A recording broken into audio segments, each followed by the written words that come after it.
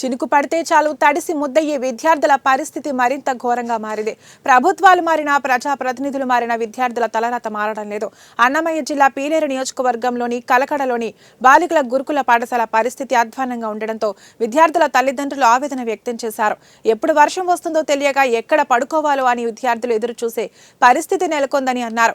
సొంత భవనం లేక ఉన్న అద్దె భవనం సైతం వర్షం వస్తే చాలు వాన చినుకులను బకెట్స్లలో పట్టుకుంటూ రోజులు గడుపుతున్నారని వాపోయారు. స్థానిక ఎమ్మెల్యే సైతం ఈ విషయమై చర్యలు తీసుకోకపోవడంపై విద్యార్థుల తల్లిదండ్రులు అసహనం వ్యక్తం చేశారు.